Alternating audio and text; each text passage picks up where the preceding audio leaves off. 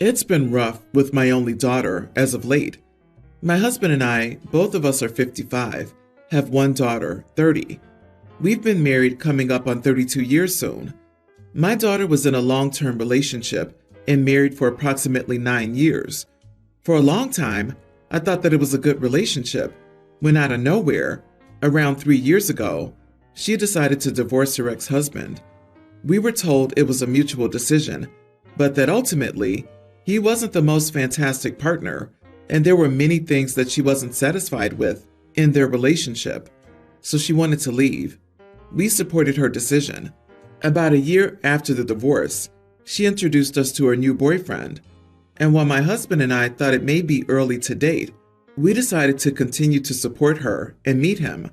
He was and is a very charming man who treats our daughter wonderfully, and you can tell she's extremely happy. Now to the argument. Recently, we were talking with one of our daughter's friends who was visiting our town and discussing our daughter's job and her wonderful boyfriend. Her friend in the conversation commented about how they were lucky to be in the same orientation together when they started work. As soon as she saw our confused faces, she gave us the full story as she realized we hadn't been given it. Our daughter had told us while she and her boyfriend worked for the same employer, they only met after the divorce. So we pressed the friend for more information, and she begrudgingly told us that our daughter and her boyfriend had met during orientation at work while our daughter was going through her marital issues. This led them to becoming closer and her filing for divorce from her ex-husband about a year later. So later that day, I asked to talk with my daughter and brought up what her friend had told us. She turned white as snow and basically confirmed her friend's story, but reiterated that there was no physical cheating. I told her that physical cheating was not the only way she could hurt someone, and that it appeared that she had emotionally cheated on her ex-husband. He may not have been the greatest person, but it didn't excuse her actions. I told her that I was disappointed in her, and while I supported her leaving a bad marriage, I couldn't look at her and her boyfriend the same in this new light regarding cheating. I still love her and will treat her boyfriend with respect, but it's definitely something I have a hard time looking past. She got angry with me for not continuing to support her in her journey beyond divorce. Am I the idiot? You are the idiot. You don't get a trophy for being in the longest marriage ever. It's not your business. She isn't 20 years old. It's extraordinarily inappropriate and rude to think you have the right to decide whether or not your daughter's divorce was justified. I'm 42 and really could care less about my mother's opinion, so keep heading in that direction, won't you? Even if she were 20, it wouldn't be her parents' business. And 18 is about when the daughter married. Now she's 30, divorced 3 years ago, and married for 9 years. OP, you are the idiot, and so is her friend who told you details of your daughter's relationship. Not her place, even if it was innocently relayed. Stay out of it. While emotional cheating is a thing, you have no evidence it occurred. Additionally, I'd question why your daughter wouldn't go to you for support when her husband was mistreating her. Based on how judgmental you come across in this story, it's no wonder your daughter doesn't open up and talk to you about most things. You have no idea how bad things were for her or what she was going through leading up to that. And if she had a coworker that she could confide in and that supported her, that's great. She deserves to have someone there who she could. Marriages end long before the divorce is even requested, most of the time. What do you gain by sitting in judgment over her? And what do you lose by expressing your baseless disappointment? She clearly lied to you about it because she knew this was how you'd react. Are you even disappointed with your daughter, OP? Are you sure the disappointment isn't with yourself? I'm so surprised by everyone's comments. I completely disagree. OP is not the idiot. If the daughter was unhappy and he was a bad husband, she should have divorced him first, not get involved with someone else, and then get the courage to leave. For anyone that's been betrayed, this is the fundamental break of trust that occurs. Then the cheaters justify their leaving because the spouse was bad, etc. I understand your disappointment, And while it doesn't sound judgy to me, it's fine to share your thoughts. The bottom line, she lied to you and hid the facts from you because she knew it was wrong. Update. Am I the idiot for telling my daughter I'm disappointed in her? Answering some common questions from all of you. Yes, my daughter got married at 18. Her ex-husband was also 18 at the time. Her father and I didn't think that getting married that young was a good idea, but we supported her as she was an adult. I didn't have a good understanding of the marital problems my daughter was experiencing, but she confirmed that there was no abuse from her ex-husband. She has always been a very private person, but that has never been an issue, as she's always been honest with us. On to the update. I received many messages and comments from all of you, and I appreciate all of your advice and wisdom. The thing I struggled with the most was being lied to. I felt hurt that my daughter didn't want to tell me the truth, but I realized that this discussion wasn't about me. So I asked my husband for advice, and he recommended my daughter and I sit down together and talk it out. My daughter agreed to talk with me, with the condition that my husband mediate. My daughter started the conversation with that she didn't tell us the true story about her boyfriend for two main reasons. She was worried about being judged by me, and I confirmed her theory. Hearing this made my heart so sad, to see that my own daughter was concerned about my judgment. My daughter admitted that she was ashamed of how things went down with her divorce. She and her ex were going through some rough times. Her work schedule being crazy and her husband being depressed contributed. She met her then boyfriend during this time and confided in him about this. Before she knew it, she was texting him every day and even going to his house to hang with him and her friends. She realized at the time she was wrong, so she filed for divorce, and they started officially dating the day after her divorce was final. She again said she didn't physically cheat, but admitted she wasn't proud of how her marriage ended. The conversation then went to my side. I reiterated that I supported her and her boyfriend. He's a kind and nice man, and he treats her well, and that I loved her unconditionally. I apologized for how I acted and asked if she could forgive me. She accepted my apology and told me that while my words hurt, I'm still a good mother, and that the love I've given her and her boyfriend has been consistent, and that my actions spoke to that. We agreed to go to some family therapy together to continue working out these feelings. We cried, hugged, and I think things will be okay. People can screw up, including me, as my story shows, but ultimately, good people will always be welcome in my home, and I never plan on changing that. I'm glad you guys cleared the air, and I commend you for being able to reflect on your own traits and behaviors. It sounds like you and she learned some things and grew a little.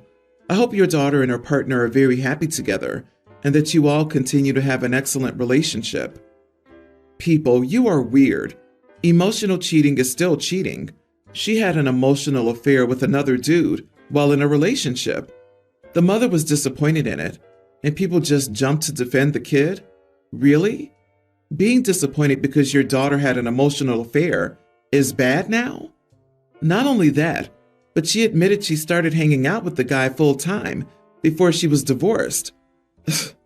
That's the thing that sticks out to me the most with this update, especially knowing her ex was dealing with depression and then divorce. I don't know. I don't even know the guy, and I kind of feel awful for him. Like, it's great that OP and their daughter have reconciled, but I'd be shocked to hear that OP and their daughter were the only ones having a hard time with this whole scenario. Of everyone involved in this story, it's her poor ex who deserves the apology.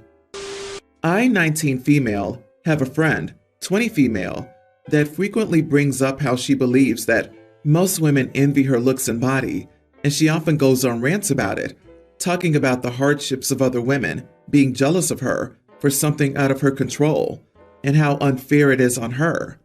When she talks about this issue to our friend group, we tend to stay very silent and just listen to her rants because we genuinely don't know what to say. I don't know if this is relevant, but she is pretty overweight. She's aware of it and started her weight loss journey recently.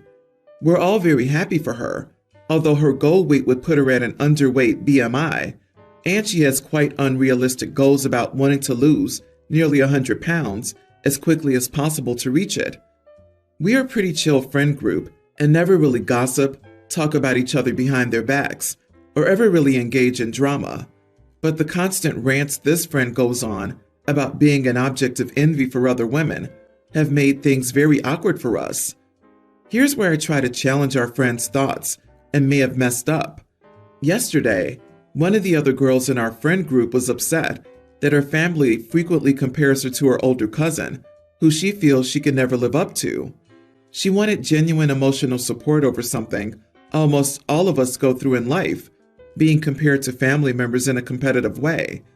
Instead of offering emotional support, the friend that the story's about uses this as yet another opportunity to bring up how she feels other women are jealous of her, and even tries shifting this perspective that it may be hard on the cousin for being perceived as a role model and that it's not easy. At this point, I finally snapped and said that I find it hard to believe she's never related to feelings of jealousy for others before, and that there's no way she's just constantly on the receiving end of obsession and jealousy, and that it's just not normal to constantly feel like every other woman is jealous of her body type. I was called cold for this response because I invalidated our friend's experiences. Am I the idiot? Oh my goodness, why are you still friends with this girl? Not the idiot, and your friend sounds like an insufferable narcissist. I worked with a woman like this once. She fretted and ranted about how she couldn't make friends because other women were so envious of her. Trust me, that isn't why no one wanted to be her friend. Your friend has low self-esteem and self-image, so she overcompensates by being narcissistic. How can she simultaneously believe that everyone wants to look like her and that she needs to lose 100 pounds? That's some serious mental gymnastics. If the facts are accurate, your friend needs therapy. That girl has serious problems. I grew up very close to my cousin, and we've stayed as close as we can, but live in different states. During my summers for several years, I went to a month-long camp where the first year I was a camper, next year CIT, then a counselor. The first year I met Kenny. It was instant soul-crushing love, where he was literally all I thought about for a year. Next year we actually dated, within the confines of being CIT, so we were very busy. And third year, we actually found a way to essentially live together and talked about coordinating colleges, getting engaged, kids' names, and all that kind of stuff. After that, we drifted apart, but would still text. And to be honest, I'd always hoped we'd find ourselves back to each other. I knew my cousin and Kenny went to the same school and had the same major, so I wasn't surprised when they started dating. As near as I can surmise, I knew about Kenny dating her, but he didn't know that she was my cousin. So I've known about them for about a year, but I didn't want to interrupt her being happy, and the opportunity to tell her never came up. The whole family met Kenny over Mother's Day. I knew he was coming, so I tried hard to stay low-key. However, my mom was so obnoxious that when Kenny arrived, she screamed, "You look just like that little boy Vivi had plastered all over the wall. Is your name Kenny?" He said yes, and he clearly wanted to crawl into a hole, as did I. We said our hellos and nice to see you again, but it was very awkward. The little gathering was fine, and I avoided him for the most part.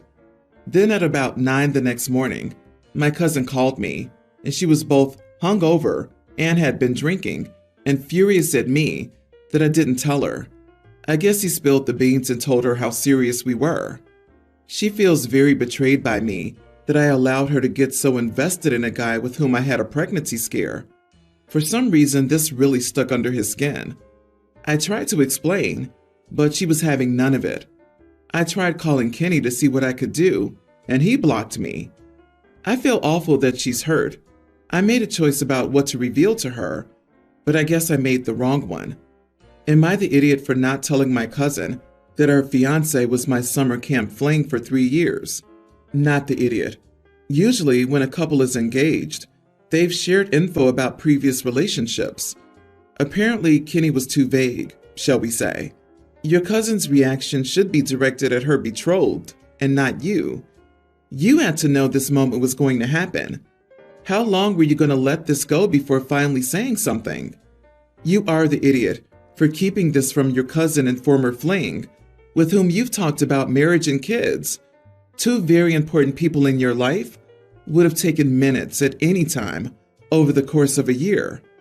I didn't want to interrupt her being happy. You knew what this info would do this whole time, and you just waited? Why? A summer camp fling? Oh boy, this was way more than that. Did you think Kenny would see you, dump your cousin, and profess his everlasting love so you could live happily ever after? Because that's the vibe I'm getting. You knew this would happen at some point. You knew this would cause trouble. Are you hoping it'll be bad enough that they separate and you finally get another chance at Kenny? Jesus, it wasn't a fling. It was a 3-year relationship and a potential engagement. My 3 kids all have graduations this week. 1 high school, 1 elementary, and 1 preschool. My high school son, Liam, said he had 0 interest in attending his younger brother's graduation because it's lame. I said his brothers are going to his, and it's more work for them to go than for him to go to theirs. Yesterday, he said he's still not going. I said, okay, then you're not going on your senior trip to the Bahamas next week. He walked away without saying a word and went to his mom's. His mom then texted me about being petty. I told her to mind her business. This has nothing to do with her. This is between our son and my other sons, half-brothers to Liam. I texted him information about the graduations and have yet to hear back. I'll cancel his little school trip if he doesn't show up. He can go to his mom and she'll lie about her lack of money. Wow, yet another succinct story where there's so much under the surface, it may as well be an iceberg. But you are the idiot, OP. A teenager has no interest and no business at an elementary graduation. That's for parents and that student. You sound completely controlling and like someone who will have adult children go no contact. Yeah, this is so clearly about stepkid and half-sibling drama. LOL. This trip obviously means something to him, and you're sitting here holding it over his head that he can't go if he doesn't show up to the elementary school graduation. He's a teenager. He's not going to care about something like that. And forcing him into it, even after he voiced not wanting to go, is going to cause him to pull away from your guys' relationship. The fact the kid just walked away without a word, poor guy's been around the block and knows reacting isn't worth it. What lesson are you teaching your son by canceling his trip? My way or the highway? Resent his family? Is mom a liar? He might get more satisfaction from sticking it to you and missing his trip. Have you asked yourself why? There's no reason to assume that an older sibling doesn't want to or shouldn't need to be there for younger ones. This thinking astounds me. Lame or not, we do a few things in healthy groups, family included. Spending 2 hours being there for your brothers isn't asking too much. It's honestly not. Younger siblings are annoying AF, but they're still siblings, and they're still humans. They're half-brothers. They mean nothing to him. So that boy's gonna go no contact and never come back. Liam's already a teenager when his dad decided to have 2 kids with someone who wasn't Liam's mom. This is a fact. I'm giving no speculation about their circumstances because that's not cool, but the math is pretty simple. I wondered how the little kids could go to all of Liam's graduations when they weren't born yet. But he tells Liam that the little ones went to his graduations. At best, they were babes in arms and were dreaming of getting fed the whole time.